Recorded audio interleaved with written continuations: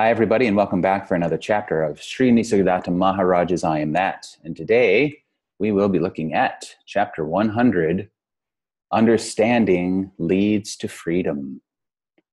Understanding leads to freedom. Scrolling down a bit. If I remain passive, nothing will change. If I am active, I must be violent. What is it I can do which is neither sterile nor violent?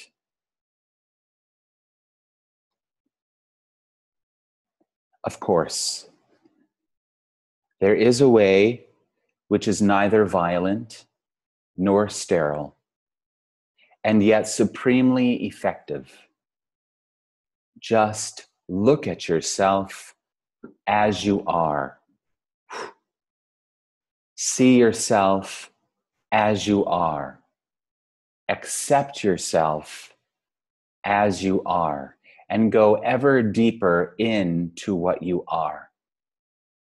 Love yourself as you are. Be what you are. Violence and nonviolence describe your attitude toward others. The self, in relation to itself, is neither violent nor nonviolent. It is either aware or unaware of itself. If it knows itself, all it does will be right. If it does not, all it does will be wrong. So again, this need to know oneself, to be aware of awareness, to be aware of consciousness and beingness and presence and aliveness. I am. I am.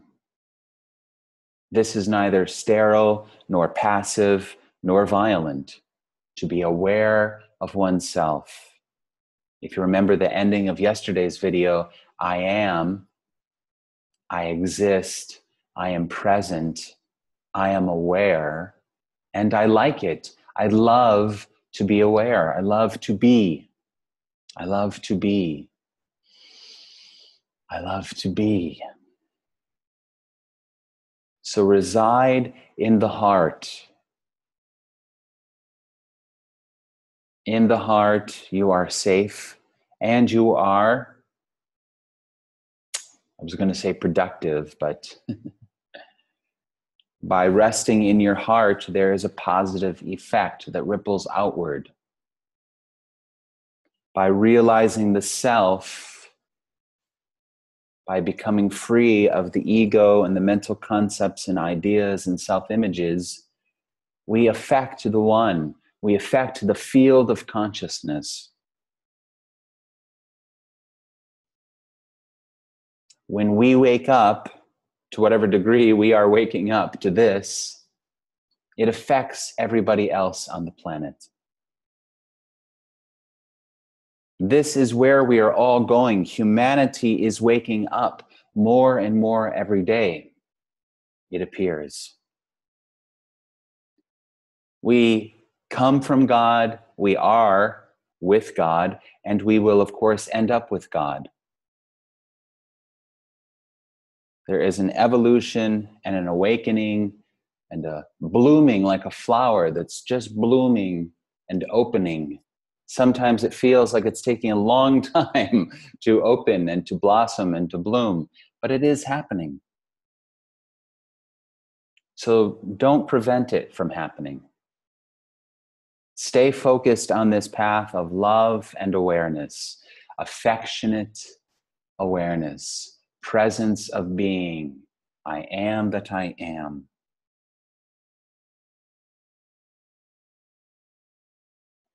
And as you raise your consciousness, the consciousness of humanity is raised along with you. And as you go darker and deeper into the negative, shadowy aspects and clinging to self-image and more separation of I and other, then that increases as well. So it appears that you have a choice. It appears you have free will to make this decision to surrender to love. And of course, life is this, every day, every moment, it's a little bit different. Perhaps some days it's hard to be loving. We are angry. We have to accept our anger. We have to accept everything. We have to be honest.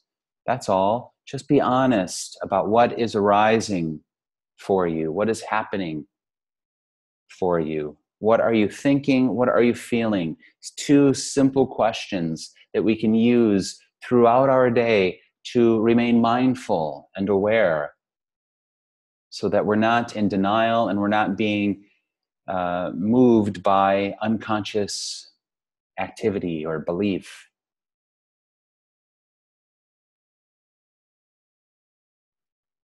I am. Rest in I am.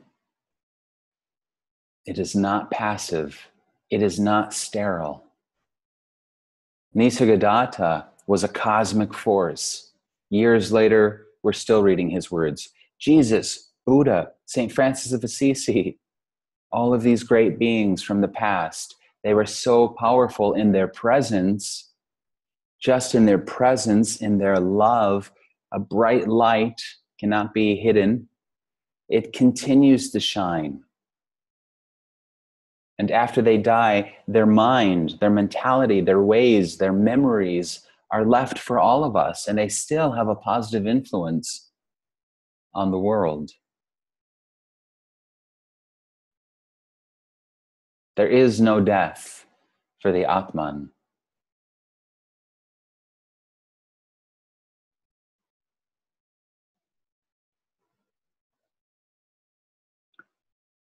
Violence, yes.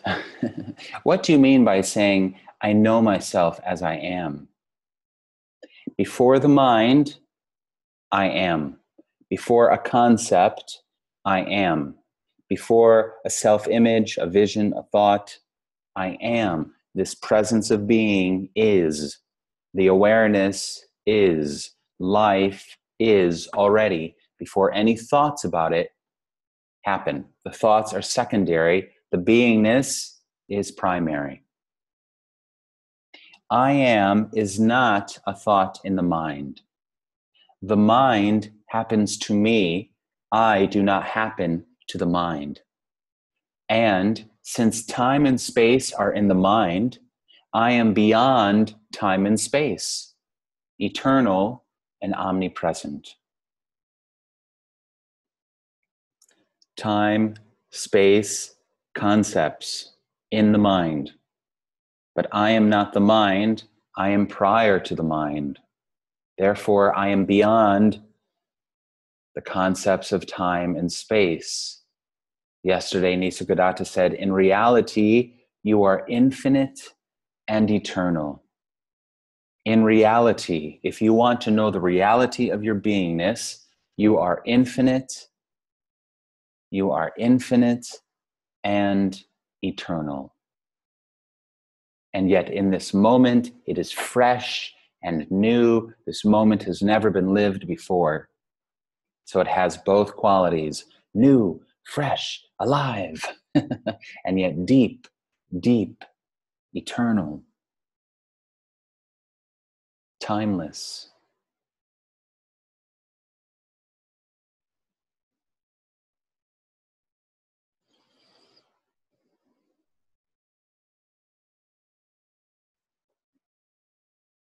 Are you are you serious? Do you really mean that you exist everywhere and at all times? Yes, I do. I exist everywhere and at all times. Now, Nisargadatta speaking here isn't speaking about the little form in Bombay, the human being, Nisargadatta. I think his real name was Marathi, wasn't it? Or was that his language? I forget. But anyways, it's not about the person. It's not about the body. It's about his consciousness. Divine consciousness, God. It's one. It's one. So omnipresent, omniscient, uh, omnipotent, eternal, everywhere, everywhere. Because again, there's only one. So this oneness that's here is also the oneness that is throughout the entire universe. So as that space, as that consciousness, as that awareness, yes, I exist everywhere and at all times. I exist everywhere and at all times. I am, I remain, while everything else appears and disappears.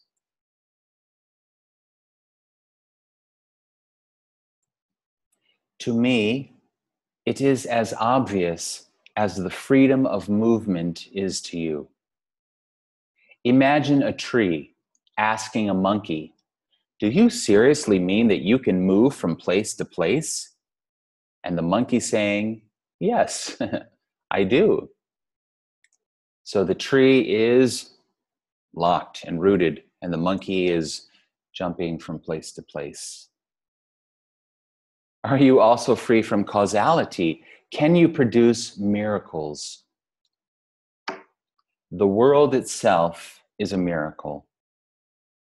The fact that we are here, the fact that any of this is here, is a miracle. The fact that a man and a woman come together, the sperm and the egg come together, and then they can create an Albert Einstein or a Nisargadatta or a Michael Jordan or a Luciano Pavarotti or you. It's a miracle. The fact that life can expand and grow and grow and grow, and the universe is still growing and expanding, it's a miracle. The internet is a miracle. Love is a miracle. Love is a miracle.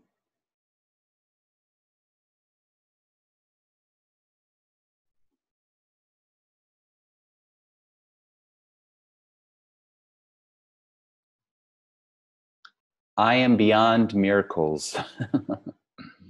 I am absolutely normal, natural. With me, everything happens as it must.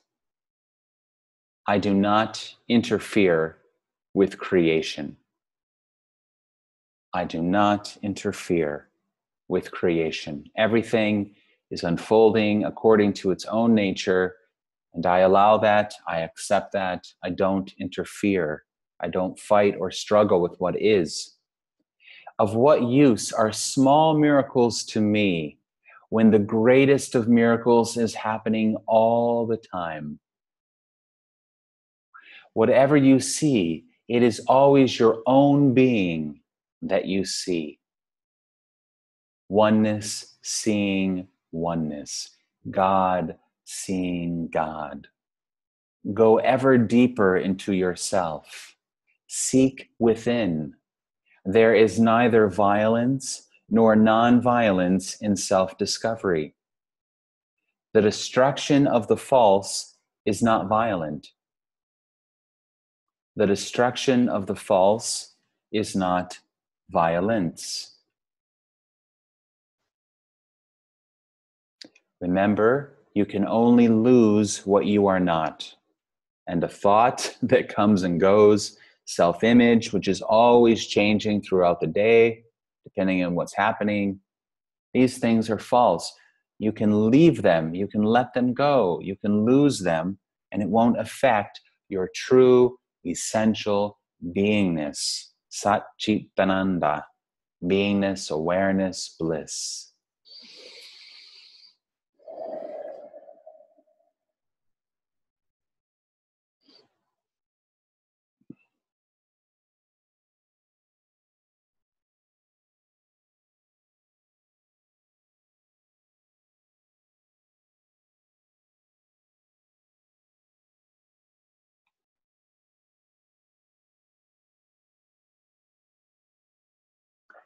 When I practice self-inquiry or go within with the idea that it will profit me in some way or other, I'm still escaping from what I am.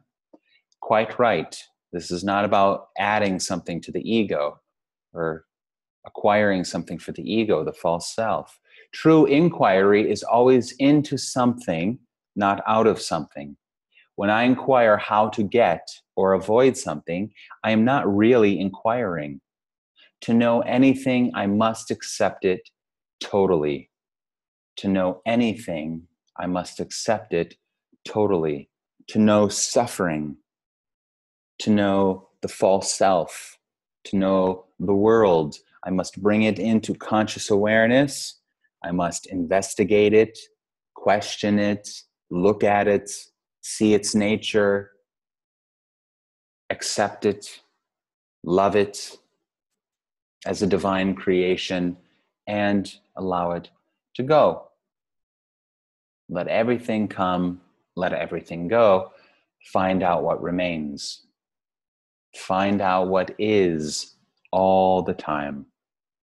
Eternal, here and now, always and everywhere.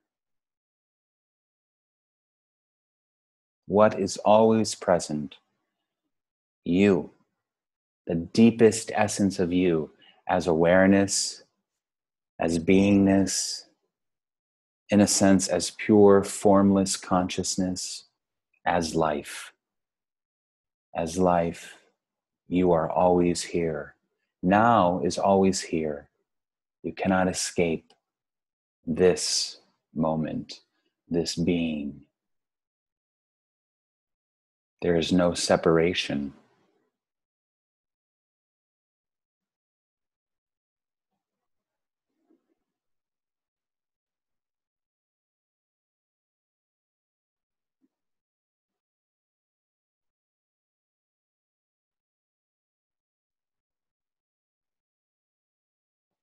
Yes, to know God, I must accept God.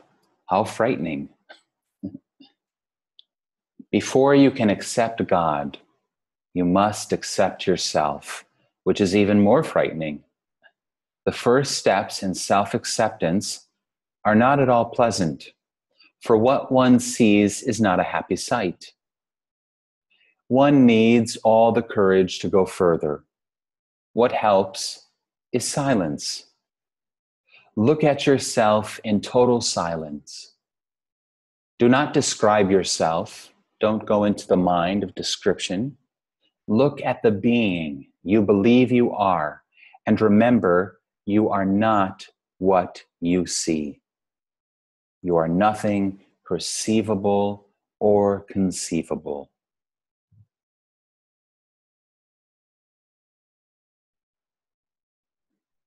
So just watch yourself in silent awareness. Let it come and go. Know that you are nothing perceivable or conceivable.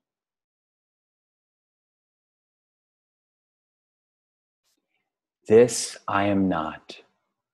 What am I? Is the movement of self-inquiry. This body I am not. What am I? This mind I am not. What am I? These five senses I am not. What am I? This awareness, this beingness, am I even that? Can I go even beyond the concepts of awareness and beingness until the I totally dissolves and disappears and nothing is left but emptiness and compassion, emptiness and fullness?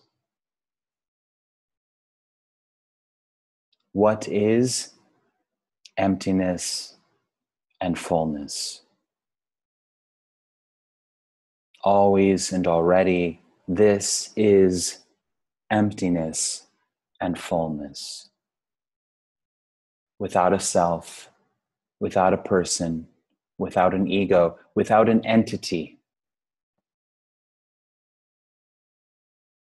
No entity inside. If you look, you won't find a me as a noun, as an object inside. It doesn't exist. No me, no self, no entity. Only emptiness, fullness.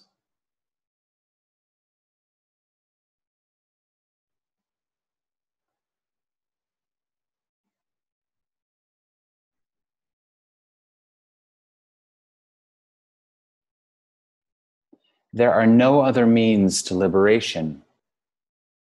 All means delay. Resolutely reject what you are not, till the real self emerges in its glorious nothingness. It's not a thingness. Emptiness, fullness, no object, no thing, no form. Formless, spacious awareness, being. Emptiness, fullness.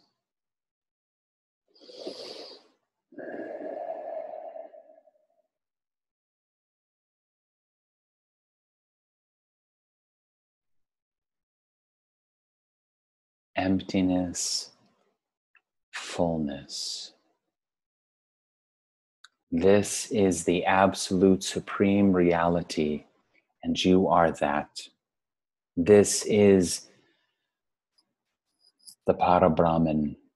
If we want to use a word, a concept, this is reality. God is this. God is what is. Emptiness, fullness. All there is this. Being, pure being, life, aliveness, passion, intelligence, creativity, wisdom, compassion, mercy, and love. One ocean of being, one ocean of life, variety and difference, but no separation anywhere.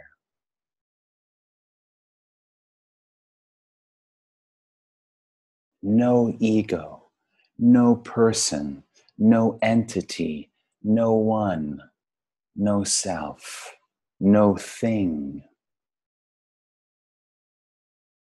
Empty, empty, empty.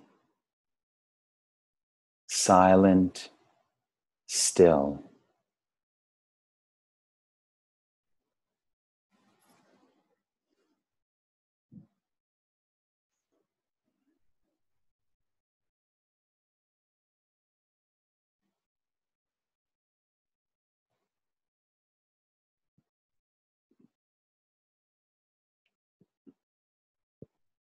Understanding leads to freedom.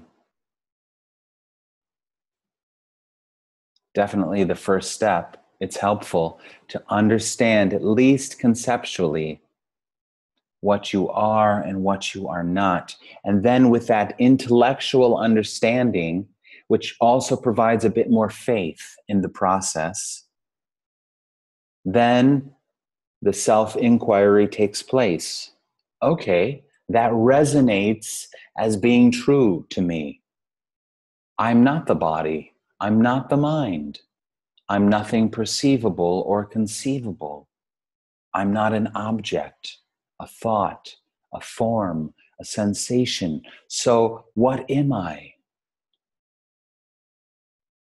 If you're asking that question, you've already begun the process of self-inquiry, and you've already begun the dissolution of the I, the dissolution and the disappearance of the me.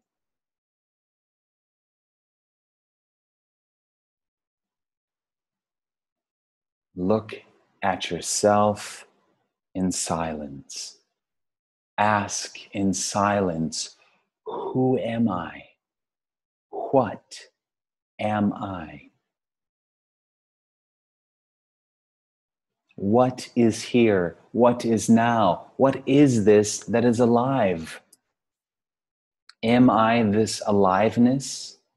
Am I this presence of being?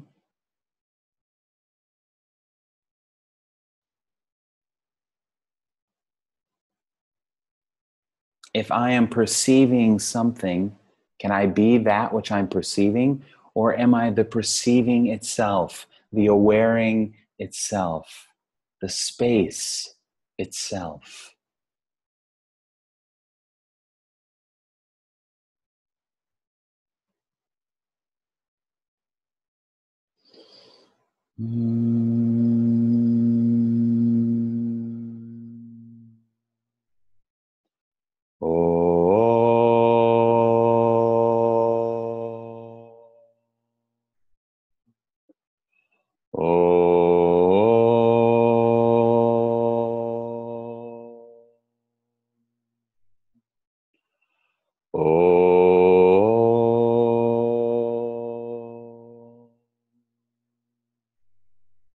Shanti, Shanti, Shanti. Om. Peace, peace, peace.